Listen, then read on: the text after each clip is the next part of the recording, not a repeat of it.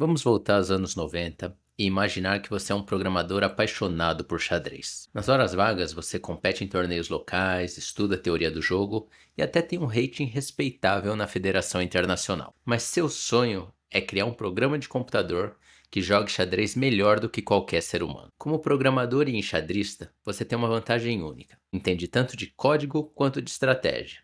Então você começa transformando todo o seu conhecimento em algoritmos. Cada tática que você domina, cada padrão que você reconhece, cada princípio estratégico que você aprendeu, você transforma em código. Ele consegue derrotar a maioria dos jogadores amadores e até alguns mestres. Mas aí vem a parte interessante da história. Anos depois, surge um programa completamente diferente. Ele não tem nenhuma daquelas regras sofisticadas que você programou.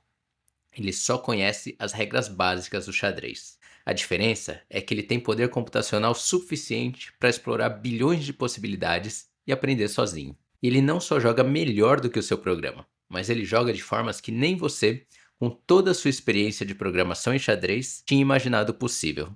Sabe o que é mais interessante? Essa história não é tão fictícia assim. Em 97, quando Deep Blue derrotou o Kasparov, ele era parecido com o programa da nossa história.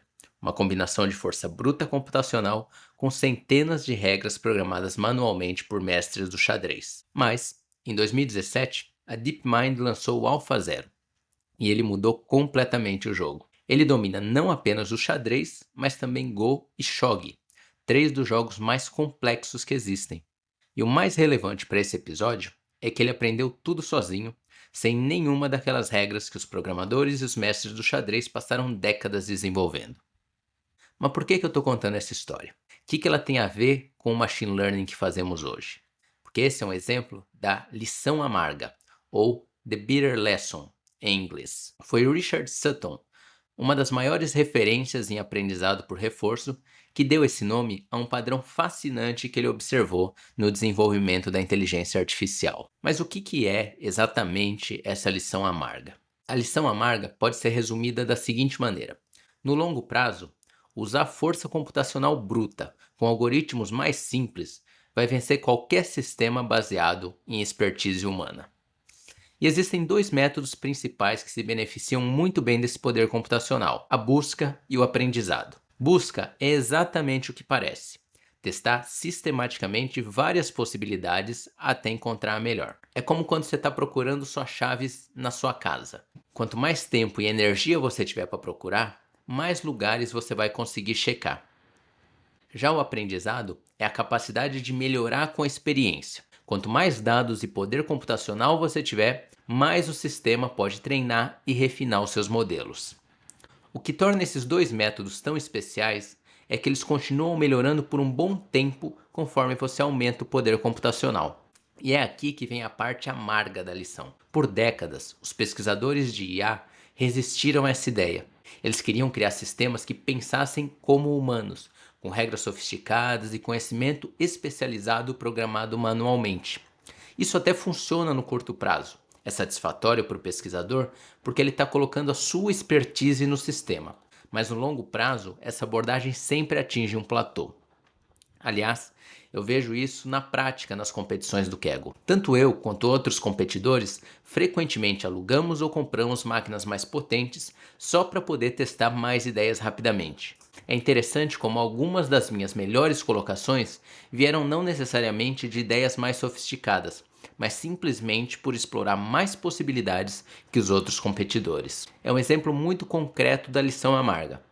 Às vezes, a diferença entre uma solução boa e uma excelente não está na complexidade da abordagem, mas na nossa capacidade de fazer uma busca mais extensiva no espaço de possibilidades. Para ver como essa lição amarga se aplica no dia a dia de quem trabalha com machine learning, vamos pensar numa situação simples: o ajuste de hiperparâmetros. Quando você treina uma rede neural, por exemplo, você precisa tomar dezenas de decisões. Quantas camadas, quantos neurônios em cada camada, qual taxa de aprendizado usar, como que você vai regularizar esse modelo. No começo da minha carreira eu fazia como todo mundo, tentativa e erro manual. Testava combinações, via o que funcionava, usava a minha intuição, basicamente tentava aplicar meu conhecimento técnico para fazer escolhas inteligentes. Até que eu conheci a otimização bayesiana. É incrível como ela exemplifica perfeitamente a lição amarga. Em vez de depender do conhecimento humano, ela combina busca e aprendizado de uma forma muito elegante. Funciona assim. Primeiro, ela testa algumas combinações aleatórias de hiperparâmetros. Com esses resultados iniciais, ela treina um modelo que aprende a prever o desempenho de qualquer combinação, como se criasse um mapa do espaço de possibilidades. Usando esse mapa, ela consegue fazer uma busca inteligente, focando nas regiões mais promissoras. A cada nova tentativa, o mapa fica mais preciso e a busca mais eficiente. Quanto mais poder computacional você tem, melhor ela fica. Você pode testar mais combinações, criar mapas mais precisos e fazer buscas mais extensas. O resultado é uma abordagem automatizada que consistentemente supera as escolhas manuais feitas por especialistas. E não é só em hiperparâmetros que vemos esse padrão. Vamos pegar o exemplo mais quente do momento: a criação de prompts para grandes modelos de linguagem. Todo mundo que já trabalhou com GPT ou outros LLMs sabe como é frustrante tentar criar o prompt perfeito. Você tenta uma versão, não funciona. Ajusta uma palavra, adiciona mais contexto, remove parte das instruções. É um processo que parece mais arte do que ciência. Mas a lição amarga também está se repetindo aqui.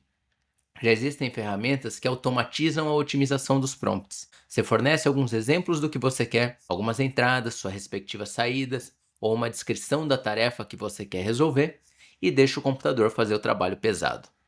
Nós podemos pensar nas palavras do prompt como se fossem hiperparâmetros. O sistema testa diferentes versões, aprende quais padrões funcionam melhor e vai refinando automaticamente. E o mais interessante é que ele frequentemente descobre prompts que funcionam melhor do que aqueles cuidadosamente elaborados por especialistas.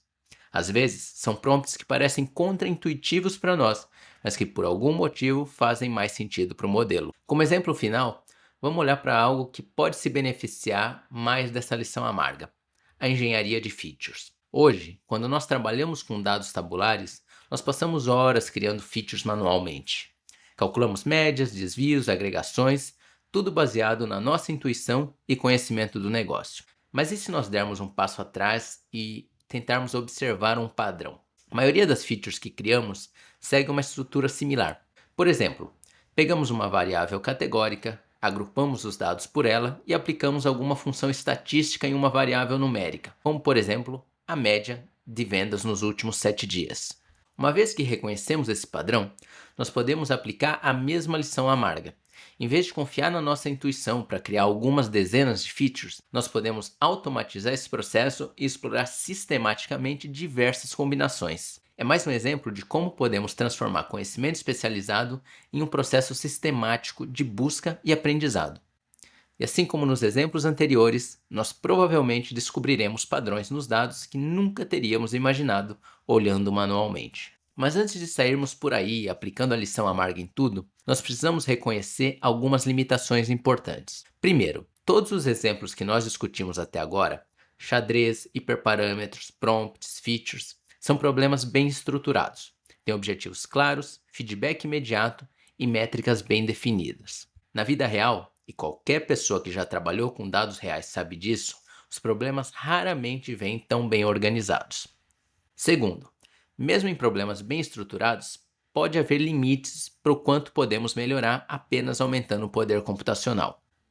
Na área de LLMs, por exemplo, algumas empresas já estão encontrando sinais de que simplesmente aumentar o tamanho dos modelos ou a quantidade de dados de treinamento não está gerando os mesmos ganhos de performance do que antes. O foco está mudando. Em vez de modelos gigantes, as empresas querem fazer os modelos atuais pensarem, entre aspas, melhor na hora de responder, investindo mais recursos computacionais no momento de dar a resposta. Isso sugere que talvez nós precisemos aplicar a lição amarga de uma forma diferente.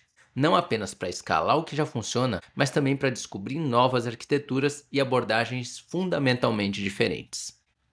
Isso nos leva ao terceiro e talvez mais profundo contraponto. Será que essa busca obsessiva por otimização não está nos limitando?